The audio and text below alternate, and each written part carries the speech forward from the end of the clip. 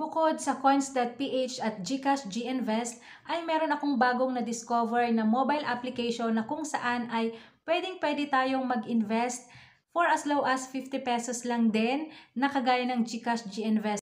Sa palagay ko, ang mobile application na ito ay magiging kakompetensya ni GCash GInvest dahil nga dito ay pwede kang makapag-invest sa mutual fund. So kung interested ka, please keep on watching.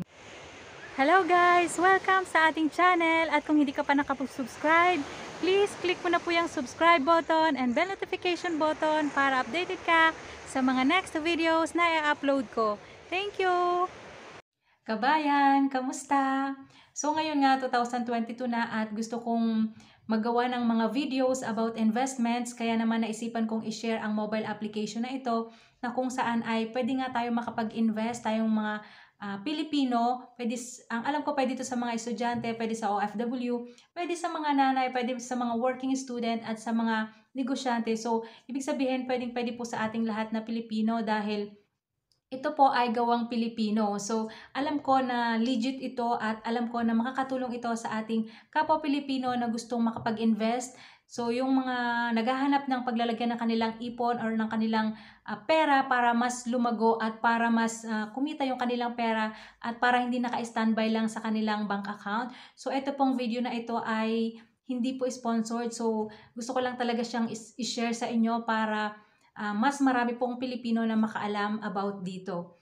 Ang mobile application na ito ay pag-aari po ni Investagram. So may similarities ito sa GCash GInvest na kung saan ay pwede tayo makapag-invest sa mga mutual fund companies. So kung tayo po ay hindi pa confident mag-invest or mag-trade sa stock market, ay pwede tayo dito sa mutual fund kung saan ay merong fund manager na nagmamanage ng mga pera natin. So ito pong mutual fund ay isang pooled fund na kung saan ay maraming individual na kukontribute or nag-invest na kanilang pera at yung si fund manager, siya yung nag-manage ng fund na ito. Siya ay expert na kung saan ay pinag-aralan niya yung mga funds na kung saan ay pwede niyang ilagay yung ating pera para mas kumita ito. At si fund manager na nga ang bahalang magpalago ng pera na to. So sa kanya nakadepende yung pag-grow ng ating pera. So dito sa Instagrams na Investa application na ito ay mas maraming mutual fund company ang pwede nating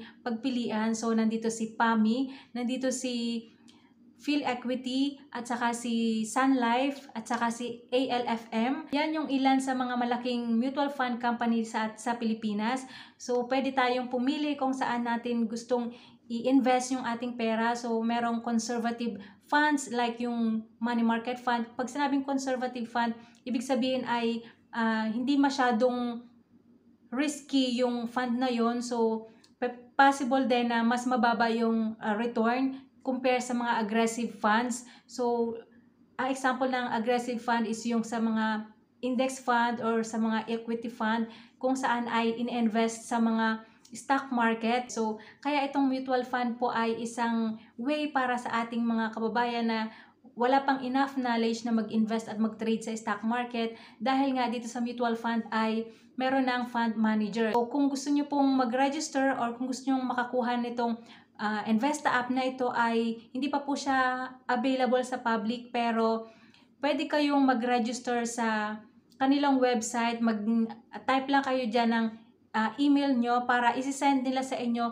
yung link kung saan ay pwede kayong makapag-download ng mobile application na ito. So, visit nyo lang po dyan sa inyong browser www.investagrams.com/investa and then ilagay nyo yung email address nyo nga dyan at intayin nyo po yung email na isasend sa inyo ni Investa para makapag-download kayo ng mobile application na ito at makapag-start, makapag-invest sa mga mutual funds company na pipiliin nyo.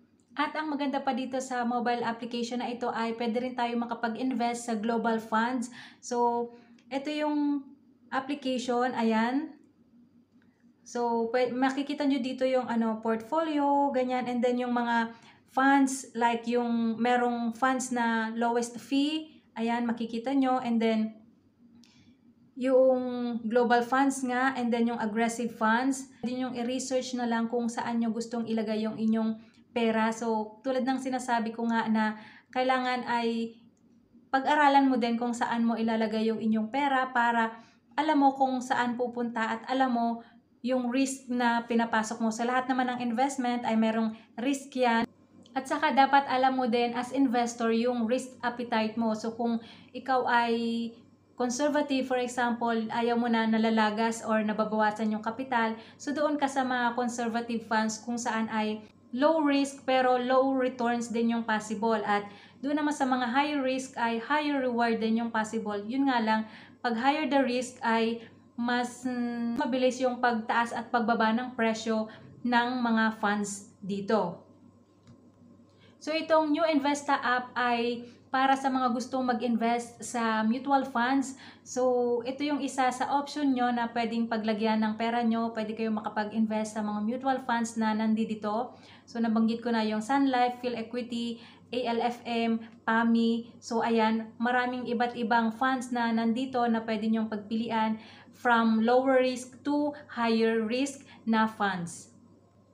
At dito sa application ay meron namang mga detalye or mga information about mutual funds. Ayan, so meron dito ang frequently asked questions. How do mutual fund works? What's the right fund for me? And what are mutual funds? So, pwede nyong pag-aralan or basahin yung mga information na nandito ito bago kayo makapag-invest, or pwede nyong pag-aralan muna yung lahat ng funds na nandito para mas alam mo kung saan mo ilalagay yung pera na babagay sa'yo as investor. Sa palagay ko, ang mobile application na ito ay magiging kakompetensya ni GCash GInvest dahil nga dito ay pwede ka makapag-invest sa mutual fund, at itong mobile application na ito ay purely na mutual fund investment lang. Kaya abangan nyo yung mga next video ko dahil gawa ako ng video about comparison about GCash GInvest versus Investa application.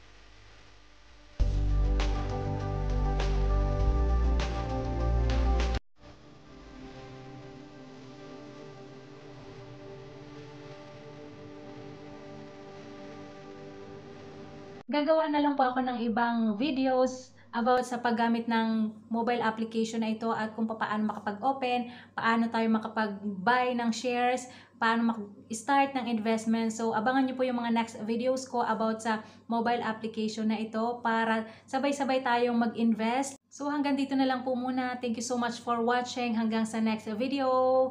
Bye-bye!